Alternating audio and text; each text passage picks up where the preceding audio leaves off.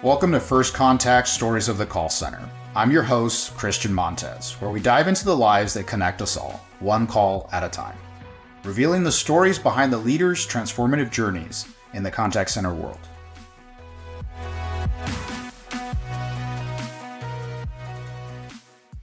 All right. Hello, everyone, and welcome to First Contact Stories of the Call Center, the podcast that uncovers the unexpected journeys and the powerful insights of the people shaping the contact center and customer experience world. Today's guest is someone who truly has lived at the crossroads of technology and human connection.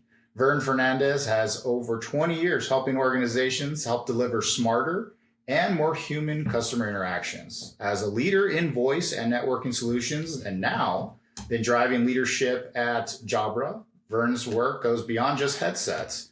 He's reimagining how AI, analytics, and digital devices can elevate both agent experiences and customer outcomes. Vern, welcome to the show. Excited to have you here. Christian, really honored to be here. Thanks for the time in my unexpected journey meeting with you. Talking about unexpected journeys, right? We talk about the origin stories of a lot of us who now have been some time in the space and go, yeah, when I grew up, that wasn't what I was thinking I was going to do, right? None of us sit back and go, yeah, I'm going to be in the contact center space or the customer experience space. So you have to have a story of how you got here. How did you get through your career journey to where you are today? It's interesting. I initially went to school and got a master's degree in education. So, and I was going to be in student affairs, being in housing and working at colleges for a while. And then I ended up moving off campus because I had my third child, and I went towards the first tech sales job that I went to. And Plantronics happened to be in my town of Santa Cruz, California, which is, a headset manufacturer as well. And that's how I got in, like in 2003, and I've been here since, 21 years selling headsets somehow in the market. And, I didn't grow up to be this and wanted to be this, but I love it because it's a people helping people business. And there's something really noble about that. And I realized that early in my career that we're helping people to communicate better. And, my path has kind of taken me along that way from sales rep to global account manager to now I manage our alliances here at Jabra, especially around the contact center. So I've been in contact centers for 21 years now. Yeah, it's interesting how a lot of people fall into this space, right? There's always that job because of something that goes on that says, hey, I need to make some money. It's my first job. It's a career opportunity. And then all of a sudden, there's this concept, right, around the contact center space, whether you're in the contact center within an organization, a BPO outsourcer, or you're in one of the many tech businesses, right, that help those companies and others facilitate their success, that when we find a role and leaders and people around us or a culture that helps us feel like, hey, there's this next step, there's this opportunity. What have you seen when you've gone through that journey that has said, hey, this may have been unexpected, but it feels like home to you, right? What gave you that feeling of like, I can build a career here? Was there something that happened or an experience you received throughout that time that said, this could be a career? When you're in the headset business like I am, the minute you offer one of these to somebody and they put it on their head, there's kind of a light bulb that goes off in terms of, wow, this really kind of changed how I work. So in a way, I get to be Santa Claus every day. And I realize that I can, let people try my devices out, let it change their life, let it change the way that they work, let it change their business as well. And now more and more, it's, I often tell people I don't really, I'm not in the business of headsets. I'm in the business of camouflage and freedom, right? It's the thing, the device that I offer people allows them to work anywhere these days. And that's a big part of how hybrid work culture has become. And so I've really attached this device that, I'm wearing on my head right now to letting us work however we want to, and there's a certain freedom in that. So there's some real good values that I really attest to what I'm doing these days. And it's more than just a device, way more than a device to me. With that being said, I'm sure there's a lot of people that know Jabra as a brand. They may even just know it as the headset company, right? But can you describe for those that may not know or fully only know the superficial aspects of the business, what is the mission today? How is this company shaping the future of not only the customer and agent experience, but in the overall space of the contact center industry? Yeah, so for those of you who don't know Jabra, Jabra is about a 150-year-old company based near Copenhagen, Denmark. Back in 1869, they ran the first copper between Europe and China to run the telegraph, and that was really the first European internet at the time. And since then, big part of inventing Bluetooth. Bluetooth was a Danish king, and all the way through all these communication kind of technologies, we have created headsets along the way. And not only headsets, but we're also a major player in the hearing aid space for health as well. So if you can imagine all the little electronics in a hearing aid going into a headset to make things sound great, those are technologies that we share. And we also do video devices as well. So the camera that I'm using is something that Jabra produces as well, and is part of the endpoint, that we feel like agents will be using in the future more and more, right? Just to distinguish one service versus another within the market as AI kind of takes the easy stuff, right? We also play in the market of tone-based sentiment analysis as well. So we're taking a look at sentiment, but we're looking at just pure sentiment without the use of speech and text to be able to pull out that sentiment as well and understand tone and empathy and things like that.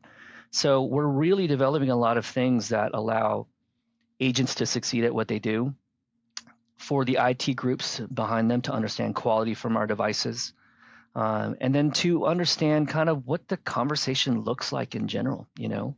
This is one of the very few places where flesh and blood meets, between businesses and customers these days. And we want to take care of those connections. It's interesting how, humans in many ways adapt, and we also get complacent, and we just deal with things that may not be of optimum performance. And when it comes to things like a headset, right? And many times it's like, well, it's an afterthought. It's this thing that just I have, but I need to make sure I have the right software. I need to have the right overall hardware for security purposes or for scaling my business and things of that nature. But, you talked about hearing, right? And the odd thing about hearing is, over time it can degrade and you don't really notice it as well. It's not like it's night and day where you just lose it, unless there's a situation that happens. But over time with that degradation, your new normal is just your new normal. And until you now have this version of hearing that is presented to you that is something that you have forgotten or didn't realize existed anymore for you, it's like literally a life changer for you. And so when it comes to the devices, when you go from just something that works to realizing that the noise around you, your ability to hear someone properly, their ability to hear you, reliability and all those things, forget the brand for a minute. It's just that concept where you're talking about where the human to human is connecting in this virtual world. The difference that you see between those things can make a big difference. And now with that being said, there has been a really big, deep involvement between Jabra and enhancing customer and agent experiences from the perspective of being able to influence metrics like average handle time and first contact resolution. Can you kind of get some insight and walk us through some specific ways that your partnerships and, CX teams are actually impacting those areas? Yeah, we for a long time, you're exactly right. We were focused on two people talking to each other and hearing. So the two stakeholders involved were the agent and the customer, And we now realize that it's not just the agent and customer anymore. It's also the bot, the AI bot, trying to pull data from our conversation, Christian, and be able to light that up on a dashboard, whether it be speech analytics, agent assist, or translation, things like that, ChatGPT, AI companion, Copilot, whatever. And some of the things that we're doing with our devices is we're trying to save in handle time and increase FCR by letting you actually see our devices. That's something that people really don't get these days.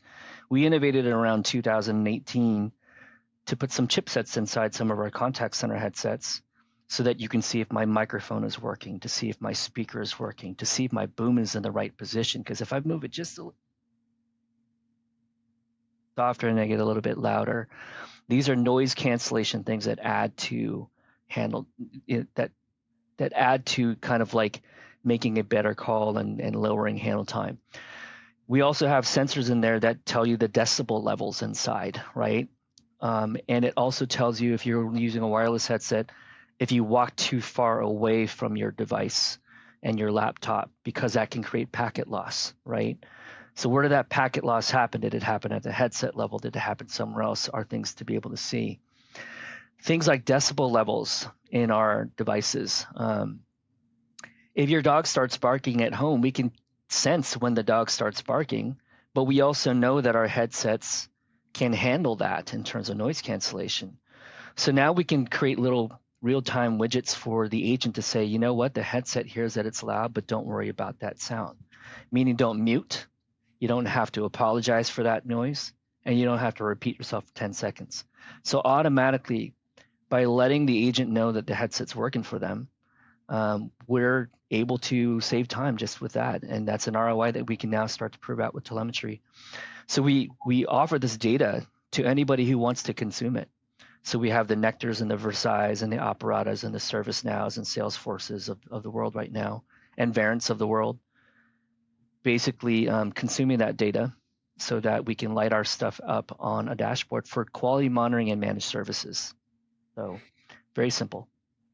Yeah, and I mean, you mentioned just a little while ago around AI, and we'll definitely have a deeper discussion around AI. But when it comes to use cases where you're going through Jabra's digital devices and alliances, can you share some sort of like initiative or project of where this fusion of AI and hardware have made a tangible impact actually in the contact center performance? Yeah, I can. I'll give you two examples here. Is one, we have a customer who outsourced about 40,000 agents to BPOs, about 200 sites all over the world, 21 different BPOs.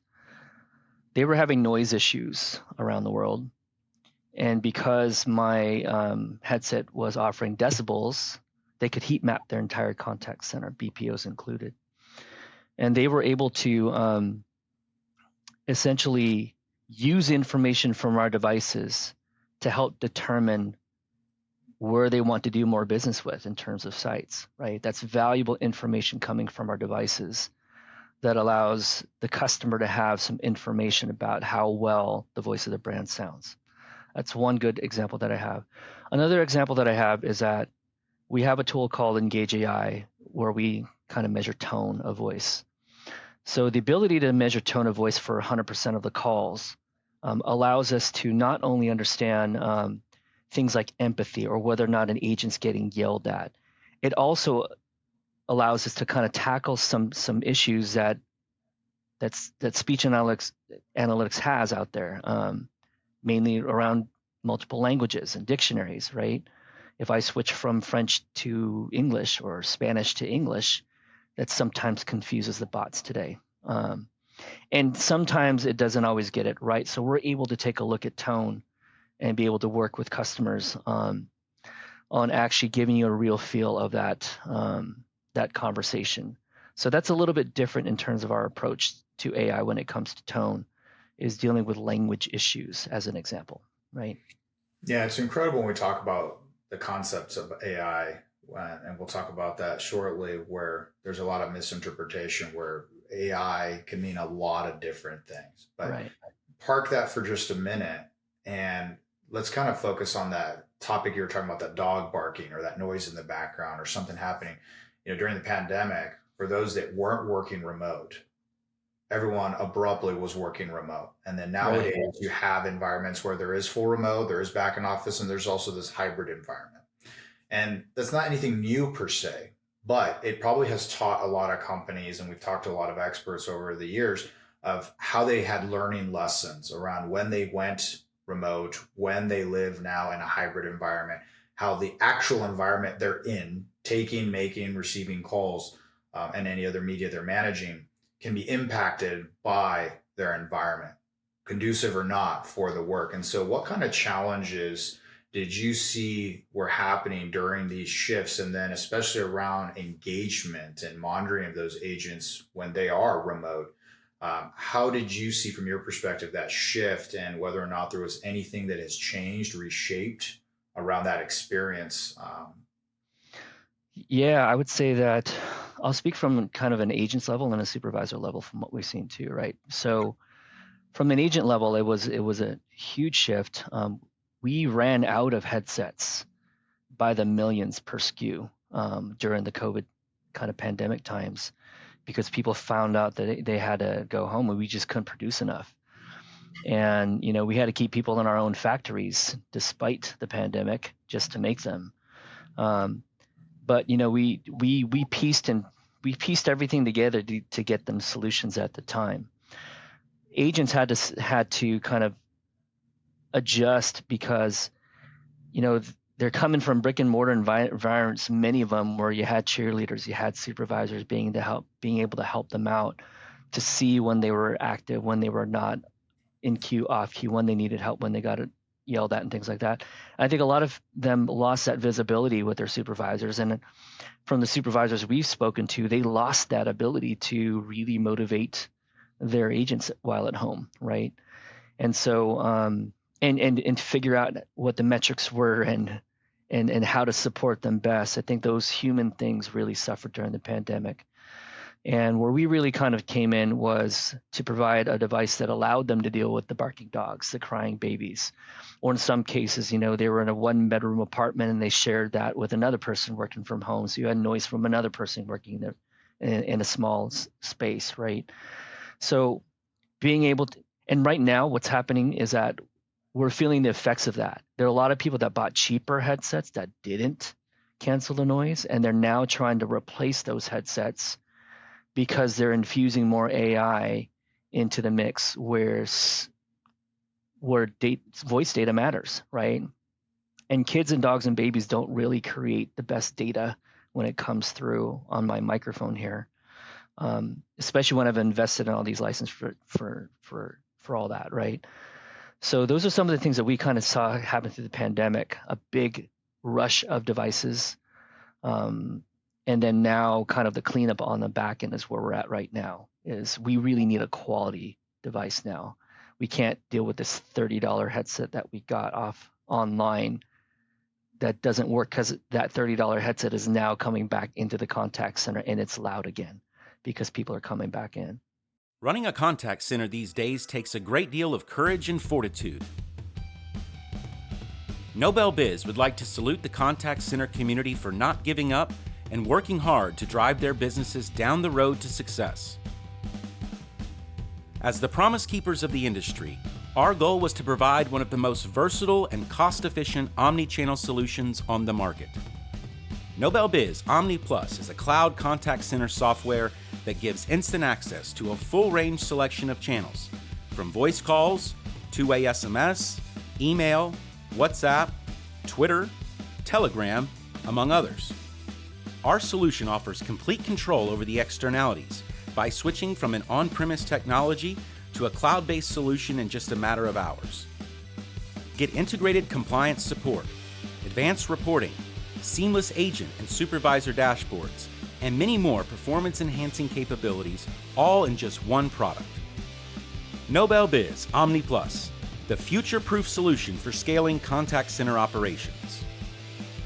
Learn more about Nobel Biz Omni Plus at www.nobelbiz.com.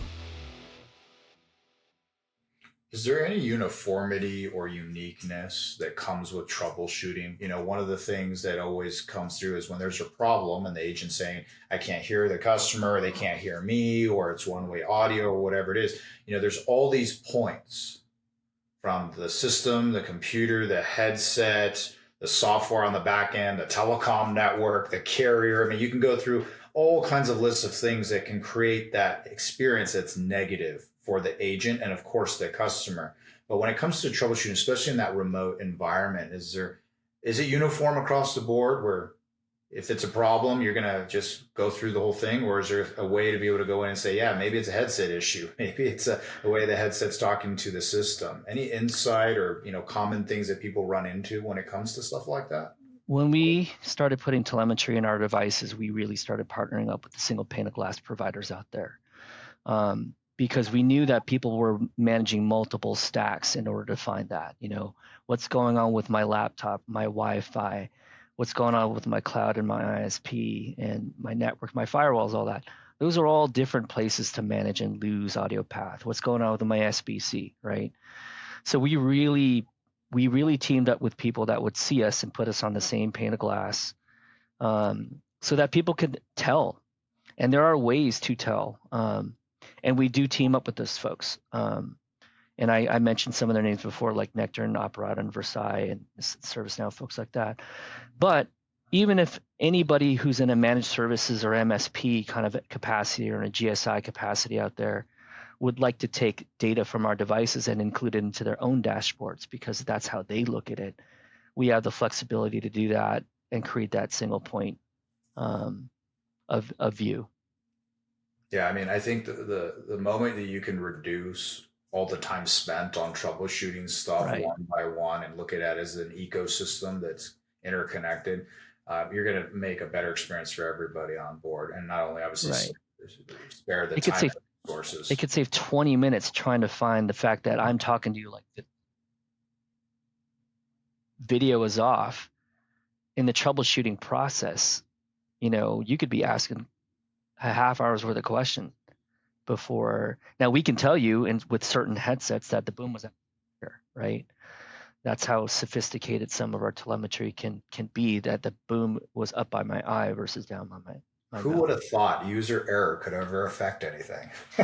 We say it. I use this a lot in that, many of these contact centers are literally Lamborghinis and Ferraris in the way that they're designed. They've got every AI thing that they're looking at deploying, and it funnels down to a possible single point of failure that could be the headset.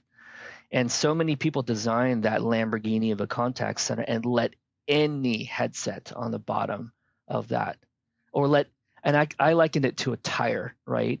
If you're going to design a Lamborghini, don't put a flat spare tire on that thing that you can't see, is not going to perform for you. You need a really good tire with TPMS so you can see if it's working for you, And that's kind of what the headset is these days. It's that where the rubber meets the road. Can I see it on a dashboard? Is it working for me, for my contact center to perform? So yeah, I mean, Vern, when it comes to the research from Jabra, talking about autonomy and flexibility, those have really been critical retention tools in the contact center. So how have people been able to balance the autonomy while also still maintaining the performance and accountability across teams? I think it's going to depend on the tools that are involved here. And that's one of the things that we see as us being influential towards. So, when you allow people to work from home, it's really hard to get them back in.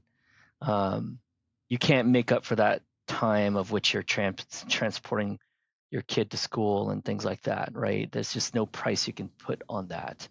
And so being able to find a balance is something that we think that the tools are going to be able to do, provide. So from our standpoint, we take a look at the devices in terms of how can we let our devices give you the data to use other tools for agent assist and things like that to be able to help when the supervisor can't come around.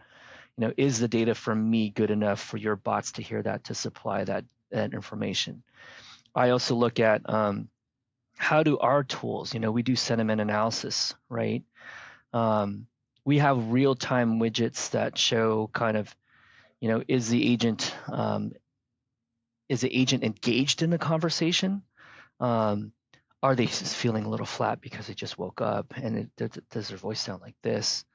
A bot's not necessarily going to pick up this kind of tone of voice that I'm sounding really boring right now, And so if we can kind of sense things like empathy in tone of voice, no matter what the language, then we can give supervisors a feel of that and even gamify that, right? Your tone of voice is really good. Let's badge you for that and let's talk about that. Or you're getting yelled at by a customer. Let's let your supervisor know real time that you're getting yelled at. And actually, if you de-escalate that, let's see that in the tone as well, because if you de-escalate that, well, shoot, I'll pay you more to handle the angry chats, right? So there's all sorts of ways that you can use things like tone and data from a contact center to to kind of manage that, so that that agent can feel autonomous, where I can work in the office if I want, or I can work at home if I want, but it's up to me. That's what's really going to keep people around at a job, to me, because people have a choice, right? In terms of where they want to work. Yeah, I mean, empowering people and giving them the tool sets for success is going to be a big help for them to be able to feel wherever they're at and what they're doing, to feel accomplishment, to feel like they're actually meeting the expectations, hopefully them being set. And, with expectations being a big thing, let's kind of shift a little bit to, Gen Z. Gen Z is really entering the workforce when it comes to contact centers specifically. Let's kind of look at that expectation, right? Where do the expectations differ? And some of these expectations really are around flexibility. We understand is one of the important ones, and also well-being. So how are you seeing in particular generational shift, this influencing the future design of how workspaces and technology are really done in the industry? Talking about the agents, we were all there at one point, Christian. We were all Gen Zers. I don't care what you call them. We were all younger in our career. And when we're younger in our career, we have a lot to offer and we have a lot to learn as well, right? But what we did was, as Jabra, we do studies every year, and one of them was strictly on Gen Z, and we found out that Gen Z is going to work-life balance their way to the top. That's something that we've seen, partly because many of us as adults and their parents have shown them that we can be flexible, that we can show up to their games and all that kind of stuff. So why wouldn't they want that as well? So they're trying to find a way to kind of imitate what we did. The other thing that we see is that Gen Z is going to build their resume by going from job to job, because they have the capability to do that. Not just because, and this is for the knowledge worker, of course, not just because they have the technology to do it, but because it's very possible for even an agent to call up a bunch of friends and say, let's go all work in Costa Rica this month. I'll be an agent. You do your job. You do your job.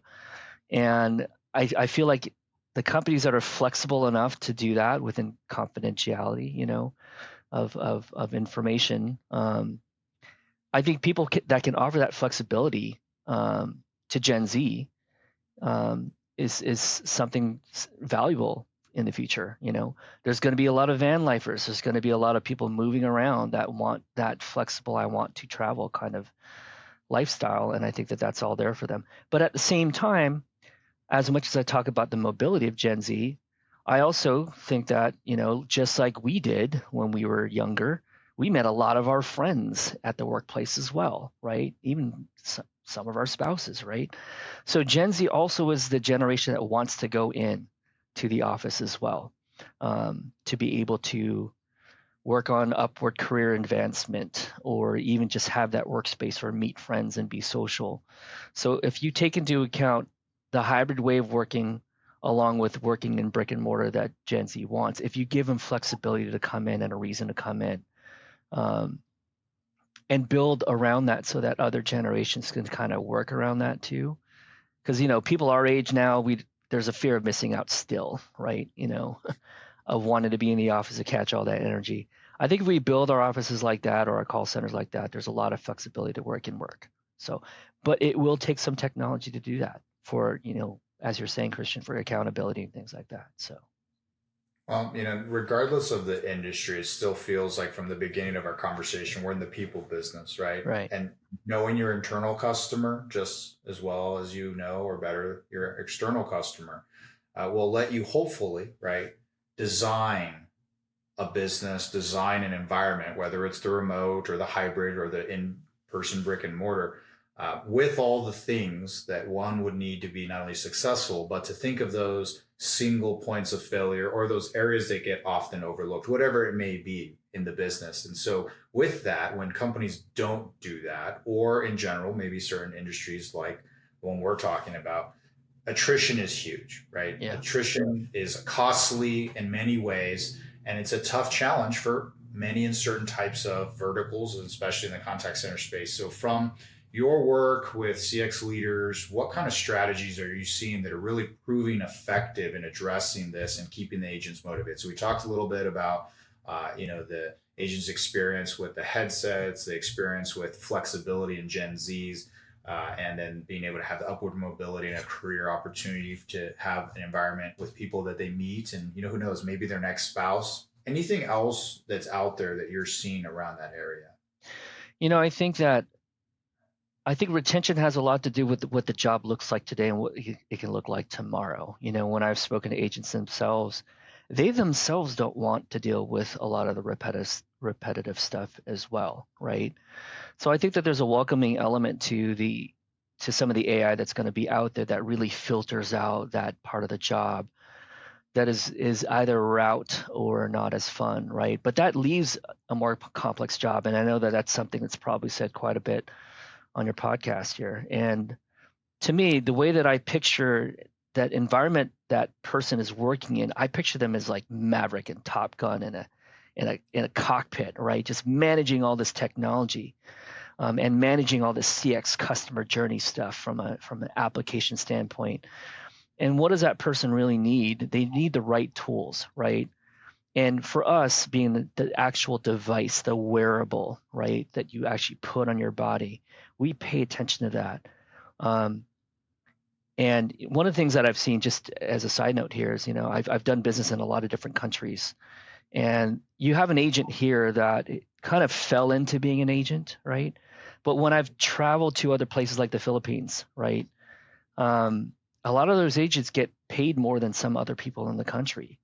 And many of those agents are 21 to 29 years old, So you get the best and the brightest agents in those kinds of contact centers, which is a completely different concept sometimes to think about, right? But I've seen where our headset is such an important thing, where you go through your training in a contact center over in the Philippines, and I've seen this on even like YouTube podcasts and stuff. Our headset, or a headset, becomes like a diploma after you get that training, right? Like, I've made it to that job and I've earned that headset, and I can now make more money than some of my friends in my country, right? So I think that there's something to that if we look at other countries and how some of the agents view their jobs, and we bring that over here, how do we make the agent position feel like that, right? It's about the tools, right? Whether it be software based, whether it be the headset itself, because getting the right headset actually does make a difference, as you know.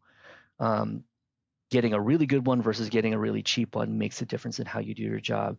Like, I've seen agents sit under their desk trying to take a call because it's so loud around them, or there's so much noise. Trying to improve their life there to make their life better is something that we always get involved with, right? And I think one more analogy that I'll use is that I likened it to carpenters, right? If I'm a carpenter, I'm going to spend $15,000 on the best saws and hammers and just workbenches and all that kind of stuff. It's not much to spend to get a great headset in comparison for an agent who this is what they do 8 to 10 hours a day, right? So I think investing in technology is a thing that we really need to look at, the people that take care of other people in our businesses. Yeah, and talking about the people, right? There's always been this discussion since the advent of AI being looked at as it's real, it's here, it's going to take over the industry, and agents are now going to all be replaced. But when we look at that and we say, what do people want first right now? And it seems like from the research that Jabra is doing is saying, customers still overwhelmingly prefer human voice when it comes to these complex interactions. And so with that being said, how are you envisioning the AI complementing the humans, empowering them versus, eroding that personal connection for those types of complex interaction? We've been thinking about that a lot lately, and I want to attack that question by focusing on what humans can bring that AI cannot bring, right? Like, AI can make some of the easy things easier, or the hard things easier, like the route things easier. But what AI cannot do is bring an advocate for you as an agent, right? And what I mean is let's take care of that, man. I really feel like I can see that that's a problem, and I can really relate to that type of thing. That's very hard for AI to genuinely do, right? That's something that only a human can do. right? And so we want to free up the human to be that to a customer. And I also look at it this way too, is that think of all the AI that's happening outside of the contact center. You have LinkedIn campaigns, outreach campaigns, you have social media campaigns, all that kind of stuff that are designed to bring people together to talk to people. Put tech support in there too. And the moment two people talk together, you really don't want to screw that up after all that investment, because that's a lot of AI investment on the front end, not just on the back end, right? So I think what we need to do is really focus on the tools that allow the job to be easier for them. Take the pressure off of that. Take that absolute kind of and figure out what the right metrics are to relook at our metrics when it comes to contact centers. Is it really all about FCR? Is it really all about CSAT? Or is it really about how we sound in addition to, and how we say things versus what we're saying, right? So I think that looking at those things will allow the job to change itself, to focus on. To me, empathy will be a differentiator in the future, and so will the use of video, right?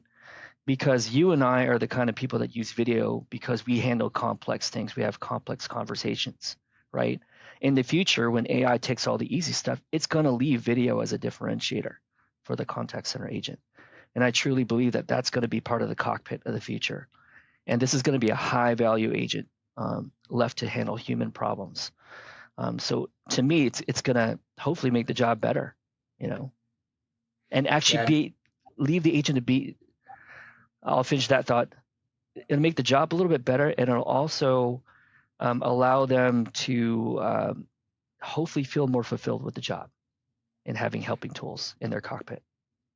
Yeah, I'm always thinking about that thought of what is your career, right? What is your ability to have upward mobility, both financially, of course, to support things you want to do outside of the work, but the meaningfulness of purpose at work, right? And being able to sit there and say, is my only skill set increase going from an agent to a supervisor to a manager, or, the different divisions of the supporting groups for the center when we're talking about within the contact center. But you're talking about this world in which the stuff that a lot of agents really don't want to do anyways, right, gets offloaded for the time being, right? Until who knows what AI can do in the future, which we'll talk about in a minute. But there's this moment where upskilling, giving tool sets for these more complex conversations, to have these agents now be able to be empowered to do a lot more, to have access to stuff that makes their job easier and allows them to potentially address these more difficult, emotional, complex conversations in a better way, which sounds like a win-win if deployed properly. With that being said, where do you see AI and the use of AI going forward, though? Have you seen anything coming around the corner that is going to be a game changer, or is it more of people just need to adopt better or know why they're adopting all the stuff they're doing right now that may be just a shiny object? I think that we're just at the tip of the iceberg with it. I think there's some great agentic AI kind of ideas out there. There's some great NLP technologies out there. You can't even tell if it's a person half the time. You have a live translation happening. These are all things that are definitely going to help out. I do think, especially at the tier 1, tier 2 level in some cases.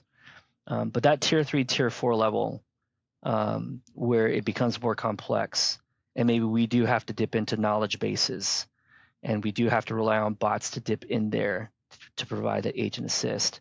I think all those are going to be super useful, right? I think the key is going to be, how do we train our people around that, and what kind of personality fits for that, right? For that kind of, and I'll say this too, is that, I mentioned at the very beginning, one of the other business lines that we have is in gaming. We make the SteelSeries headsets. And I look at that population of folks, many of them are professionals, many of them are professional gamers, or people just game, they're sitting in a cockpit with tons of tools, gamifying how they achieve success and what they do. And they're using headsets and devices and cameras and things like that. And I really take a look at what the agent is going to become in the future. to me, they're going to be a gaming helper, right? Where they're surrounded by tools, AI based or not, to be able to do the job of helping people. So I think that, my vision of where we're going is just of a place with so many tools, many of them undefined, customer journey tools, CX tools. I mean, what kind of person is going to handle that at the hub of all that, right? I almost feel like we have to focus on the human beings and training them to get there, more so because they're going to have to sift through all this data that we throw at them with our cannons of data, right? So I think that let's not leave the person behind. Let's train them on how to deal with all that, because they're going to be getting nailed from data all over the place. And even for me, the way that I do my job here at home, being a hybrid worker, I feel like I'm just like, I am playing a game. I'm just like bam, bam, bam, bam. Every half hour, every 15 minutes, there's 100 emails going out. I think there's the capacity for people to use AI is something that we have to question, right? We also have to question how do people benefit from AI in terms of personal balance too? It's like, will it free up time, or are we just going to fill it with work, right? I think those questions have to be asked as well. So AI brings up so many different things to talk about, Christian. It's tough. We could have a whole episode Really. just on that. But considering time, and I know we'll have a great discussion on that topic at a later time, because we can talk AI forever, and I know every day it's going to morph and change. Let's kind of shift a little bit to the personal side, right? I know you don't work all the time, even though you probably say you work all the time, right? There's got to be something that you're doing when you're not completely immersed in work, right? Things that you love to geek out on, hobbies, passion projects, who knows, guilty pleasures. What are you doing when you're not immersed in work? So, when you're in this business of sound, there's a lot of musicians in the business of sound, and I'm a musician too. So it's out there on YouTube. You can probably Google my name and find me playing Hawaiian music somewhere. So I play slack key Hawaiian guitar on the side, and I played at restaurants and anniversaries and parties and stuff like that. So I do like to do that. There's a big sound music element to my life. I am married. My wife works for Jabra as well. So this is kind of a Jabra house. It's interesting. We can't stop talking about work. We have the same SKUs in our head, which is scary. I do have 4 kids. I've got one in Portland, one in Hawaii, one in Long Beach, and one at home. They're 30, 26, 26, and 24. So I'm kind of at that point in my life where, how do I fill that gap? And I bought an RV, and I travel around quite a bit in my RV. And I actually work out of my RV. I am a hybrid worker, testing out the properties and capabilities of my devices. And I travel for a living as much as possible and go see the world, because we're part of the technology that built it. So I'm going to damn well use it and expect my kids to use it too and benefit from this as well. So those are kind of my side things. I love to bowl. I love to shoot a bow and arrow. I mean, we can go deep into my interests here, but it's not just all headsets. Well, it's funny you mentioned RV, because I'll tell you right now, for anyone who's ever owned an RV or regularly used an RV, there's got to be so many funny stories of you figuring out how to use it, what things you need to buy for it, what ends up not working when it's supposed to. So I'm sure we could always catch up on some fun stories on that. But you mentioned at the end travel, right? And international travel has been a big part of your career and personal life. But because you've been able to do a lot of that travel and experience a lot of different cultures, has there been any moments during that travel that have kind of reshaped how you think or view business and maybe even just leadership in life? Yeah, so when I was a global account manager, that's and even now that's taken me to countries like Thailand and Spain and London, or England, Ireland and China, Philippines, India, all kinds of places, Costa Rica, Puerto Rico, all kinds of places, especially with call centers, right? And for me, being a mobile worker, we could do this over Zoom or whatever it might be, but having that personal connection and actually talking about personal things, is really kind of what I live for now these days, because it just enriches business life, right? And to me, I love having conversation for like 45 minutes and 15 minutes of it having been about business, right? Because the concept of business around the world, from what I see, is a lot about trust, and trust is built in person, even though we can have a lot of this online. So I find it enriching to travel. Um, I would rather see the smallest thing in a country than the biggest tourist attraction, right? Um, if I were to equate that here in the U.S., I would love to see why you love your cornfields in Iowa, right? I'm the same way in the Philippines. Show me the rice paddies. Show me something real about where you live. And I think that tells me a lot about the people and about the customers involved that you service, right? When you take a look at the cultures around the world. So I do find it very enriching. Well, it's always great to hear the stories of how everybody in the world still has some common themes, right? Trust is a common theme, having things that are important to them locally, their family, their friends, their career aspirations, whatever it may be. But with that, you had to have learned moments over time where you can look back and say, if I had a conversation with my younger self back when I was starting out in this space, is there anything that comes to mind that's either unconventional advice or just something you'd say, hey, this is what I tell myself to navigate this better or differently? Yeah, I'd say there's two things. And this is something that I live by, and there's also something that I tell my kids. Find a way to always play is something that I live by, and I tell my kids, because when you're playing, you're doing well, and chances are you're having fun, and you're probably making decent money having fun, right? And I always say, always be learning how to love, because those are the things that sometimes are a challenge to do and to find in every decision that you make. So those are two lessons that I kind of live by. Find a way to always play and always learn how to love. And then I've spoken a lot about the Philippines, a little bit in this, because I'm, Filipino Hawaiian in terms of ethnicity and culture.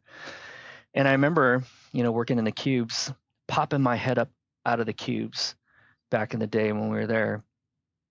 And it looked like a bunch of rice paddies, just in the fields in the Philippines, and, in where my family is from and stuff. And I'm even heir to a rice paddy in the Philippines. Have no idea what I'm doing with it, but grow stuff. But I remember coming back to work out of thinking, and popping my head out of the cube, said, this cube is my rice paddy, right? And I think that's important for me to remember, to keep me grounded in terms of my work and keep me close to the earth. So, and I've taught my kids that as well. Wherever you go, make that be your rice paddy, right? Work it, make it produce for you and your family, and keep close to the people, keep close to the earth. So I think those are some of the things that I kind of hold dear to myself in terms of why I wake up every morning. It's awesome to have purpose, and it's great to hear yours. And so, Vern, I hate to say that we've run out of time, and I look forward to our future conversations, but what a great conversation today. And I know there's going to be people from the audience who are going to say, I want to connect with Vern. I want to know more about what he's doing. How do they go about doing that? You can find me on LinkedIn, Vern Fernandez. There's not many of us out there on LinkedIn, so it's easy to find. I'm also at vfernandez@jabra.com. If there's anything that you want to talk about in terms of CX agents, your career, or anything like that, I'm always down for that conversation, because I'm interested. Fantastic, Vern. Thanks so much for joining today. And obviously, for those of you that were listening, appreciate you joining in as well. But don't forget to subscribe, share, leave us a review. It helps us to be able to get more listeners and a better experience out to everybody. So we appreciate everyone's feedback and the like. So we'll be back next month. We'll do another deep dive into the lives and lessons of the CX space and contact center industry. So thanks for tuning in to First Contact Stories of the Call Center. Thank you for joining me in this episode. If you're loving the content, make sure to hit that subscribe button on your YouTube channel for exclusive clips, webinars, workshops, and bonus materials. And if you're an Apple iTunes listener, we'd greatly appreciate a 5-star rating and review to help spread the word. On our YouTube page, you can also leave us feedback, comments, and suggest future guests that you'd like to hear from. For even more valuable insights and information on the call center world, visit nobelbiz.com and access our on-demand webinars. I'm Christian Montez, and thank you for tuning in to another episode of First Contact Podcast. Stay with us for the next exciting chapter.